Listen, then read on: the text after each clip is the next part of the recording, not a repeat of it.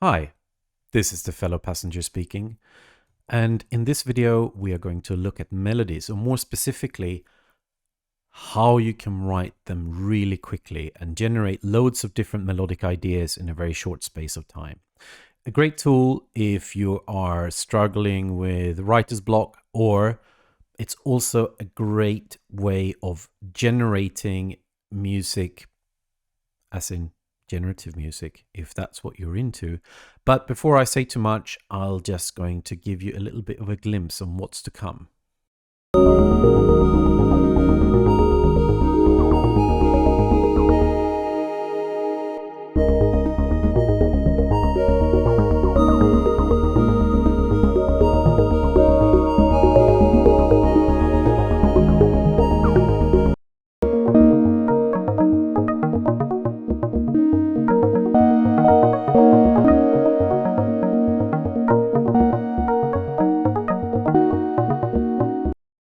All right, I'm back.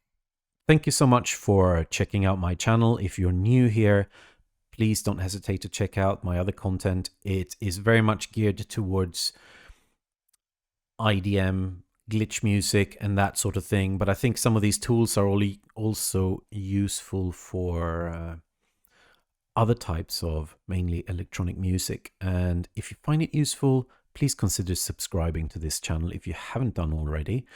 And also check out my Patreon. It is very affordable, and you just need to join for 1 month if you want to grab everything that is there so far. Every video I've posted have got some downloads associated with it, and this is no exception. So if you download this, you will not only get this project file, you will also get a special treat that we're going to talk about later in this video, which is a new Max for Live device that I have built that's going to be really helpful in this melody writing process. But don't worry, if you haven't signed up to the Patreon, you can still follow along, because most of the things we will be doing, you will be able to do anyway with the Ableton stock stuff. I have to point out that I'm using Ableton Live 11 on some of the things that we will be doing may not work in Ableton Live 10 or earlier. You may be able to find workarounds, and I think a lot of these techniques are universally applicable, and you could probably apply them in other DAWs too. Anyway, I think I've said enough now. I think we need to get started, and we're going to explore a bunch of techniques, so just hang in there and see what happens. I've got 2 channels set up already. I have put on the first one, I've got the Ableton's wavetable synth. It's just its default patch, which is a sine wave. The other thing I've added onto here is a minor pentatonic scale. And this is going to be a key element in this process, not that particular scale, but the scale plugin itself. So if you haven't tried it out yet, go into MIDI effects and you find this menu, and you find it under scale, where you have lots of different scales to choose from. Which one is good? Well, I think it's to taste, and you can have a go and listen to all of them. But as a starting point, I'm going to grab the minor pentatonic scale. I quite often go for that one out of habit probably, but also because the rumors have it that this scale, if set to D sharp, was the scale that a lot of the warp artists were using in the 90s. Well, I've heard B12 mentioned, someone else has said Autechre. I don't know if all of this is true, but regardless, it is a scale that it can certainly generate those warp type melodies really nicely. And what, in simpler terms, minor pentatonic scale in D sharp is basically, that's the black keys on the keyboard. And by having this plugin, it doesn't matter which keys I will be pressing. You can either use your computer keyboard, or if you have a MIDI keyboard, it's going to shift them to be one of the black keys essentially. And this is going to be just having a scale plugin is going to be an essential element, because we will also be looking into how to match your melodies to your bass lines and chord progressions and other melodic parts of your track.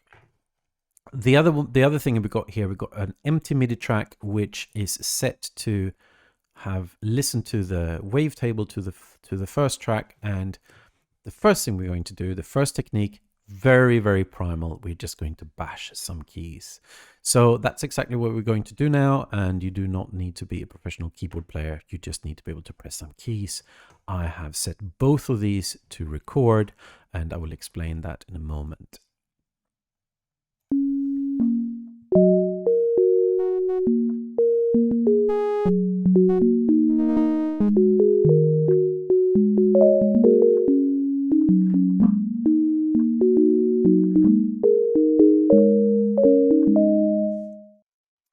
Right, we'll set that to loop here.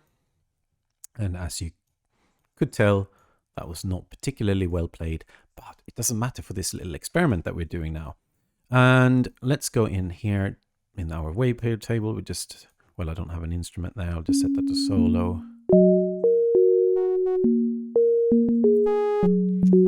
It sounds random and messy, but one thing is correct, which is the scale, because it's running through the scale plugin that we have added there.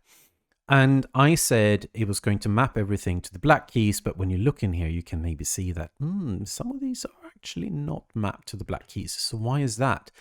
It is because when you record a channel and you're playing it on the keyboard, it's whatever keys you're pressing on the keyboard are going to be recorded into here. And that is before it has been through the scale plugin. So if I play this back, it's taking all these random notes, pushing it through the scale plugin before we get to hear it through our ears. That's why I've set up a second MIDI channel that's listening to the first channel. So it plays these random notes, push it through the scale plugin so it reaches the end of that chain, and then this is listening to it. So if we look at this, it should be this pattern but mapped to the correct scale. So here we can see they're all mapped to the black keys. Very nice. I'm going to copy that and remove the old one. So I just drag that up there. In theory, I could now take the scale plugin and just throw it out because yes, we have nicely mapped it nicely like that, all to the black keys, but I'm going to keep it there just in case we want to change something further down the line. All right. It sounds like a mess, but it's in the right key. So the next step we need to do is to hit Command A or Control A on a PC, I presume, and then Command or Control U, and you saw everything jumping into place there. That's actually quantizing it. So they are now on this grid. So now it should sound a little bit more or a little bit less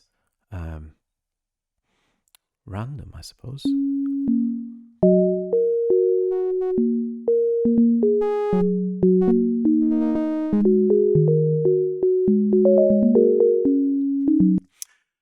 It still sounds very meandering and random melodically. Now here is where the trick comes in. So the human brain like to latch on to something repeating, and that's what's going to make it feel like a melody. And now in all these random notes, we can start searching for a little melody. So if we click loop here, so we get the loop brackets, and let's do a two bar loop here, and then we can just start looking for where there might be good melodies in all these random notes.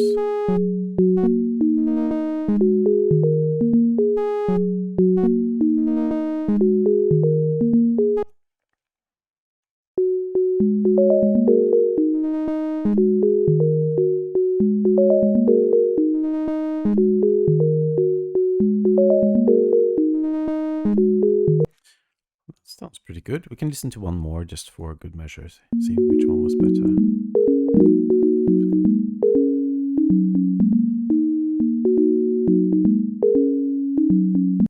Sort of liked the other one better. Where was it? I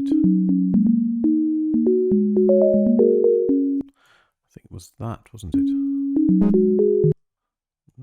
That maybe.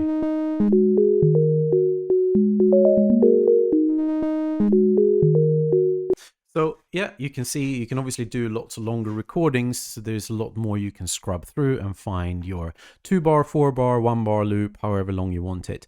And Another benefit with this method is that you can obviously go in and either add notes or move notes around as you like if you want to tweak it any further, but it just creates a very quick starting point. And now I'm going to show you the next step in this technique is how we can, let's say that this is the bit that we like. Well, we can keep that like that. We duplicate that channel. And, oh, what did I do?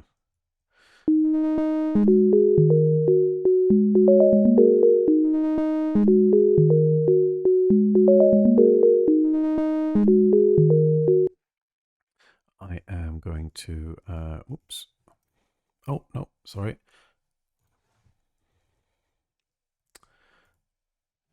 Let's crop this clip. And now we got rid of all the other excess notes. So I've made a copy of the original channel. This is playing exactly the same thing. Now we're going to play around with this to see if we can make an accompanying melody, maybe an octave up or similar. And there are a few nice techniques where you can just take an existing melody. Let's say that we love this melody and we can play around with it a bit. And we can use these bits over here. One thing is reverse.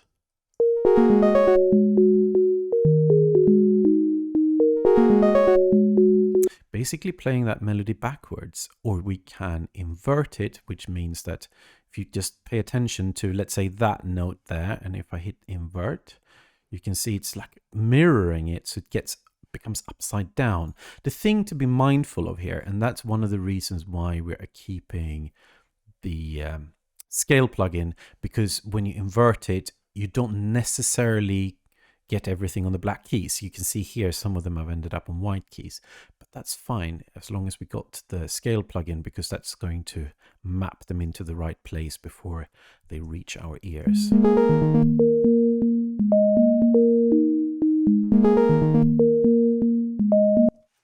Let's do that and reverse it.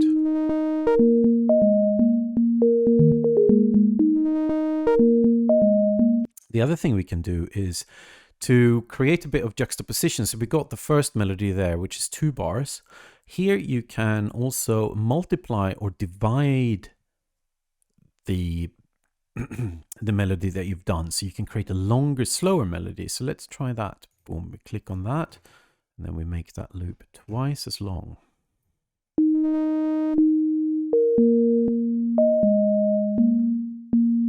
And let's take that synth and transpose it up, and then we just change the sound a tiny bit.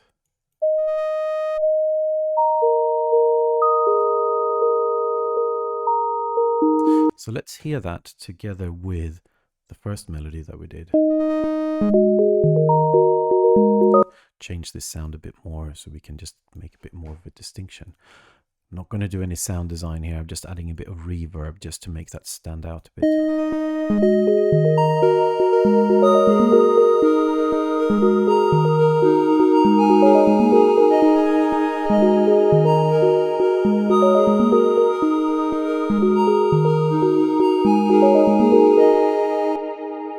So you can see how we can use that technique to make things fit nicely together, and by just recording that first melody, and then you can, I think extrapolate is the right term to use.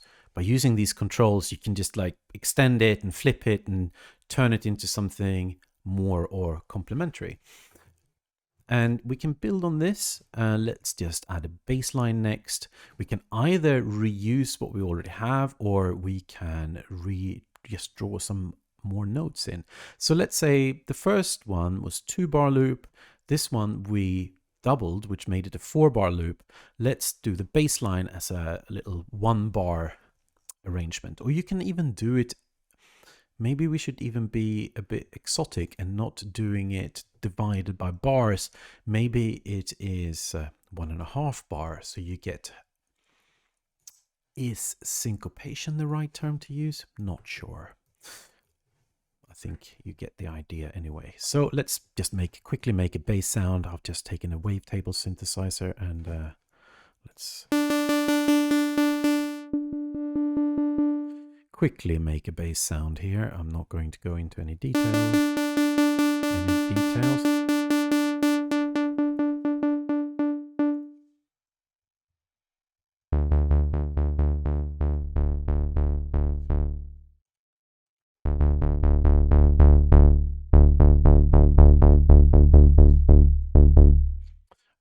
these needs to be mono. So we can just draw some random notes in. We've got our, have we got our scale plugin on here? No, we don't. So we need that just to make sure that it's going to be in the same key. So I am going to, yeah, that's on 16th notes. Oh, there's one. So good.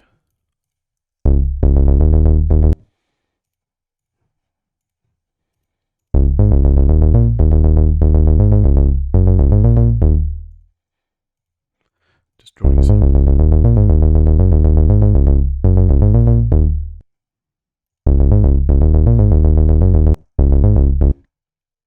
I think this needs to be shorter than a bar even.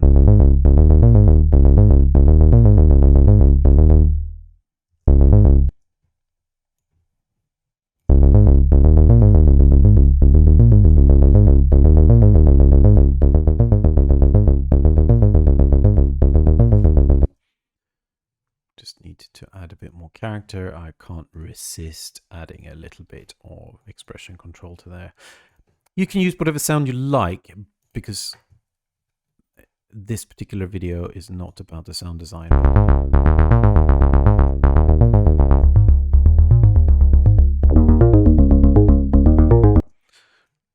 Let's turn down the volume a bit, and now we can see how that fits together with the rest.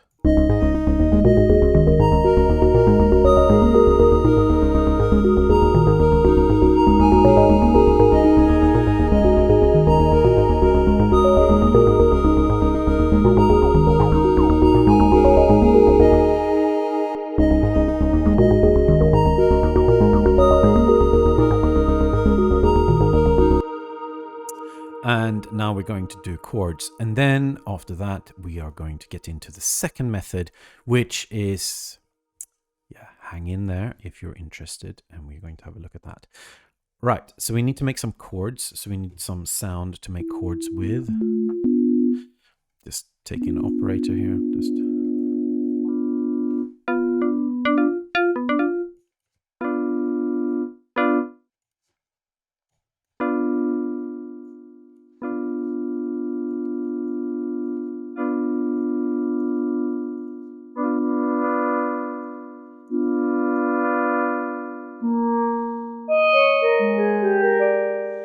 sounds like an oil drum or something. It doesn't matter. It's fine. Okay, so let's take that second melody that we made and we paste that in here. And this one we're going to make even slower. So we're going to take that, let's invert it, reverse it, and we can make it twice as long, meaning twice as slow. And we're going to have really nice long notes. And the next thing we're going to do is to, let's just hear that sound. Let's do that down an octave maybe.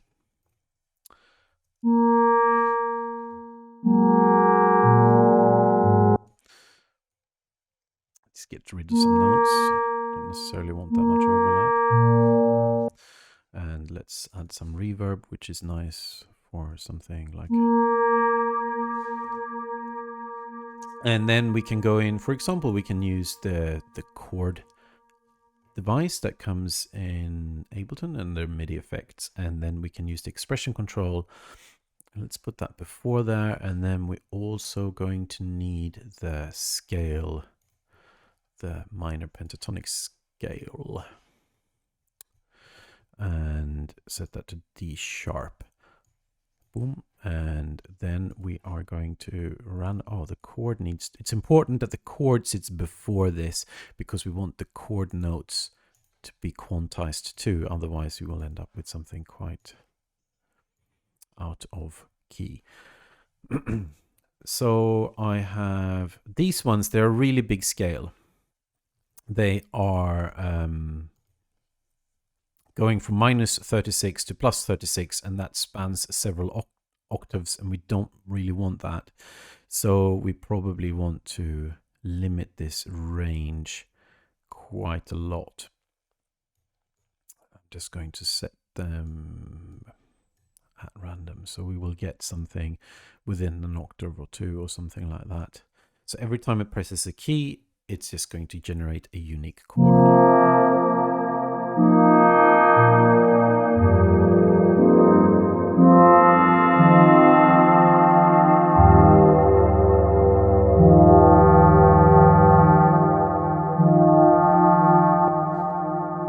Maybe do that up an octave after all.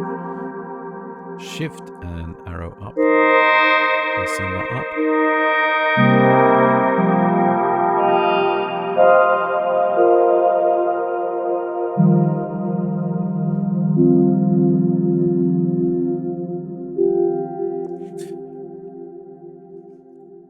So let's hear that together.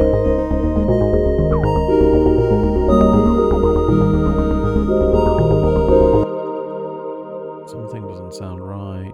What's going on? Is it this one? Ah, this one does not have the scale plugin. Oh yes, it's got the scale plugin there. It's fine. Are they all D sharp, D sharp, D sharp, D sharp, D sharp. Oh, that's major pentatonic. That's what's wrong. We need minor pentatonic for this to sound right. I thought there was something that wasn't quite right there.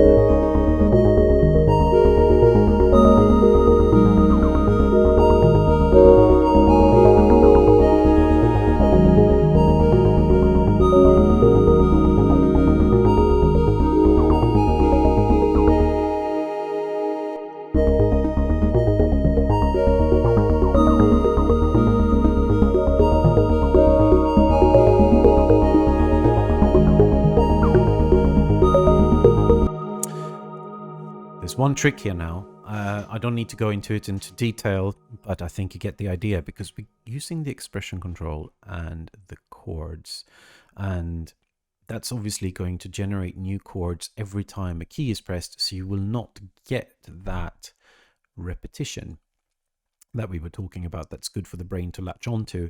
And you can have some of that, and especially if you're making some, you know, ambient generative patch, that's an interesting technique. But if you want to make sure that you're always going to get exactly the same chord progression every single time you're playing your track back, I would recommend that you just take an empty MIDI track and you record that in, and then you turn those two effects off or delete them, and then you just have those chords recorded. All right, so we are done with the first technique here. I am going to just make them the same color, and then I'm going to group them. Command G, close that group and mute it, because we're going to move on to another technique, which has got its pros and cons. I would say the main pro with the technique that we've just done is that you are pressing keys by hand. And what that creates is an important element of a melody. It's easy to think of melodies as being notes, but it's also the space in between the notes and the intervals that they are being played at. And that's the benefit of this. If you're pressing them by hand, you're going to infuse a little bit of human feel. Even if you are quantizing it, it's going to have some form of rhythm to it. The other way you can generate melodies, which is arguably quicker, but it comes with a bit of a drawback, which I may have fixed in my new Max for Live device, but we're going to talk about that in a brief moment. I'm going to create a new MIDI track, and I am going to take the step sequencer, which is a free Max for Live device that you can download. It is fantastic in many ways. It's very similar to a modular synth sequencer that, you know, like it's limited to 16 steps, and it spits out some notes for you to play, and it will sound very much like one of those sequencers in a way. So I'm just taking an operator here. It's got a default melody in there, and it's got a nifty random button, so you can press that and it generates a random melody. But it's important then to have the scale plugin, because otherwise it might be in not any particular key at all. And we're just going to stick to our recipe today. Let's just do minor pentatonic, and we do it in D sharp. So this sequencer, I'm not going to go into it in great detail, but it's got this random button. If you set it to view all and you hit random, it's actually going to randomize the notes. It's going to randomize the velocity. I'm going to turn them all back to max again. And the duration is the one that it doesn't randomize. So if you want to have random duration, which is basically how it's mimicking how long you would hold a key down on your keyboard, you will have to go into that particular one and hit random. So I think I just removed all the sustain. It's a bit easier to hear. And then there is also a probability lane, which adds a bit of probability whether the particular note is going to play or not. I'm going to turn them up to max. I've spotted something I forgot to show you. Actually, let me open this plugin again. So when you open this plugin, put it before the scale plugin. If you go into probability, I've noticed that there's one note that is not 100%. So occasionally that note drops out. So I'm just going to turn that up again. The only thing that we're interested in here is the note section. And now we can, this is the default melody. And if I hit random, it generates a nice melody. But this is suffering from what a lot of Eurorack sequencers suffer from. There are ways around it, but by default, this one is now running at 16th notes and it becomes a very static melody because it doesn't have those intervals or spaces in between notes that just adds to the flavor and can help build tension or whatever it is that you want to do with your track. This is also a quick way of generating melodies, and you can do what we did before. You create another MIDI track and you play this back and you just record it in. You can hit random a few times and then you just get lots of different variations. Now we're going to move into the bit where I have sorted this out to a degree. And what that is, there is an old plugin that I've introduced in previous videos, which is my version of the step sequencer. I will get to the new plugin in a moment, but this one is also going to be crucial. So I realized this a while back that there is a problem with this static 16th note sequencer. It just, sometimes that's what you want, but not always. And especially if you want to create a memorable melody, it's interesting to have that as an extra aspect. So what I did, I changed this sequencer to, just going to play it. You can see I'm playing it, the play ahead is moving ahead, but nothing is happening here. It's because now to trigger this, to move one step forward, it's going to require a MIDI note input. So if I just trigger that, so every time I press a key on the keyboard, it's going to move forward and loop around in the sequence. So you can draw your MIDI notes in, and this will progress depending on the rhythmical way you're drawing it in. You will have more control over it. But to speed up that process, I have added a new little Max for Live device that you can get if you sponsor me on Patreon, and that is, I can't see it, so I'm just going to search for it. I got so many half-finished plugins, but I've got the gate sequencer. This one is just spitting out a MIDI note. It's not very useful on its own. It becomes really powerful together with this, and also my modified version of the mono sequencer, which works in the same way. It requires a MIDI note to actually progress. So by default, it's got all the steps turned on. So it's just like the original, where it's just a very static 16th notes sequencer. And you can turn notes on and off, and then you get that rhythmical effect. So you can see here now I just turned those on and off. And I'm going to quickly go through what this does. It's very, very basic. You can reset the sequencer. Interval, this is currently running at 16th notes. You've got lots of other speeds to choose from here, but we've got the randomization section. So if I hit the random one, it just creates a new rhythmical interval. The density one is set to 50%. What that means is that when I hit random, there's a 50-50% chance that any of these notes will either be on or off. If I change that, that's more if we want less notes. So if I hit random now, you're not going to get very many because it's only 18% chance that it will be on. And likewise, if you want lots of notes, you can have a higher number.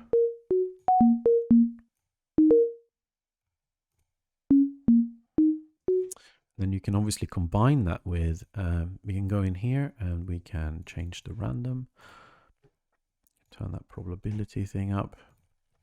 The duration can be interesting.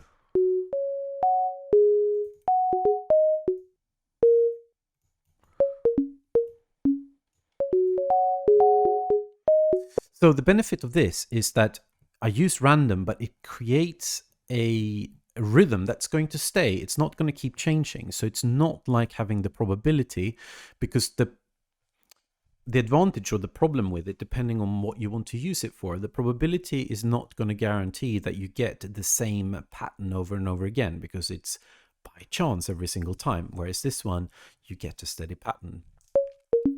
And yes, of course, you can do it like we did before. You record it onto another MIDI channel, so you get a pattern that it remembers. But actually, you don't need that now, because this pattern is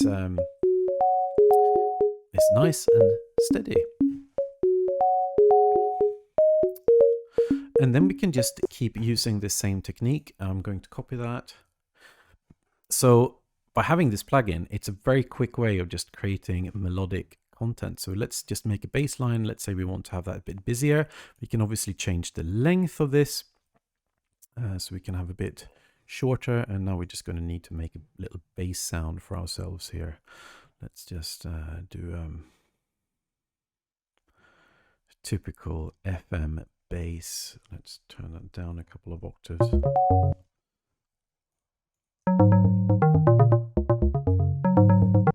And we need to set that to mono, because mono is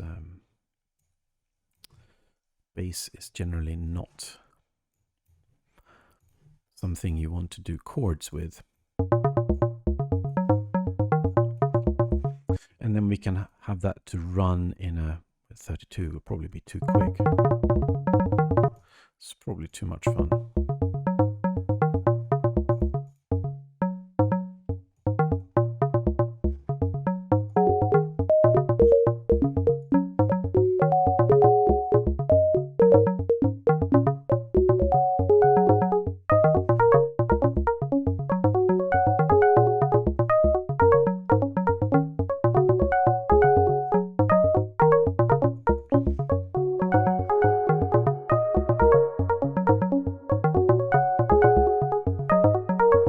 So as you can see with this technique, you can obviously record all this in and just, yeah, I mentioned that before, but you can do that and then you can just very quickly, just by pressing that button or that button, oh well, sorry, that was probability. We should have done notes instead.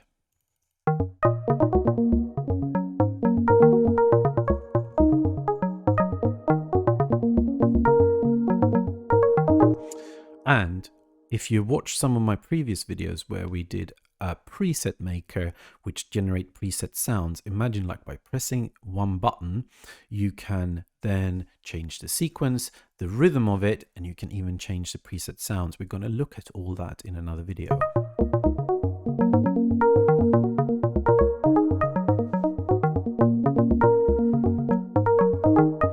And an interesting other way, we can look at some chords again with this. So let's do one here where we do this one a lot slower. Let's do them at half notes, and we hit that button a few times. We probably want quite a few, and then we want, as in we want not so many notes. And we want to have a new melodic pattern. The other thing we're going to do, now we're going to make some chords. Let's actually make, to start with, let's make a sound that is not a bass sound and is not in mono. Actually, let's just make Let's remove that synth and we take another one. That's going to be easier, I think. Let's just do the wavetable, that's fine. Feeling I'm using very rudimentary sounds today.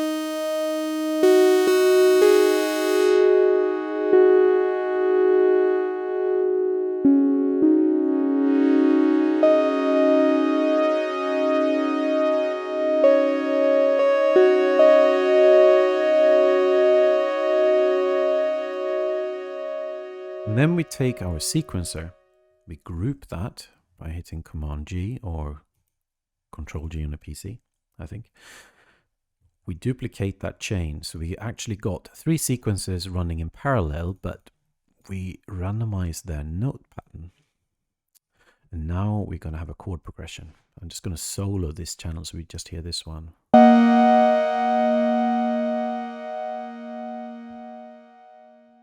Maybe we should just run it a bit faster.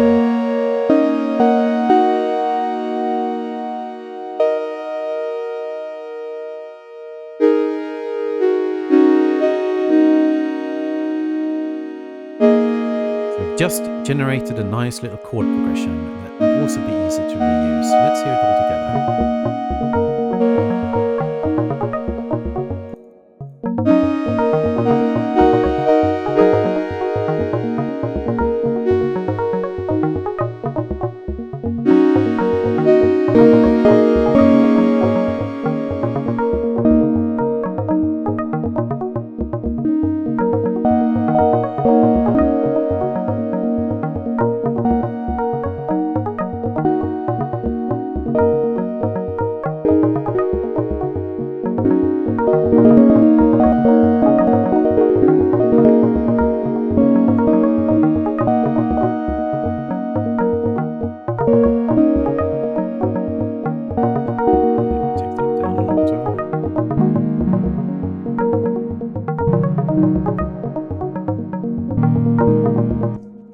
Okay, I think that's it for this video. I hope you found that helpful, and I think it's a great starting point if you're stuck, even though you're not sticking to these very melodies that this happens to generate for you, but it just create a starting point that you may not have written yourself, because I think one of the common things I do anyway, that I subconsciously tend to press the same keys over and over again and create very similar stuff.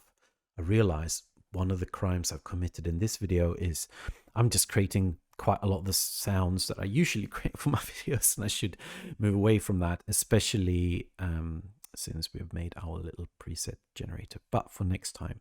All right, if you like that, make sure you subscribe and check out maybe the previous videos of generating your own presets. There's going to be more coming up in this series on generative music, and there will be another video in about a week's time. So make sure that you press that notification bell if you want to see more stuff like this. I hope the rest of your day and evening or night or morning or whenever it is going to be good. Thank you so much for watching, and I hope to see you again soon. Thank you.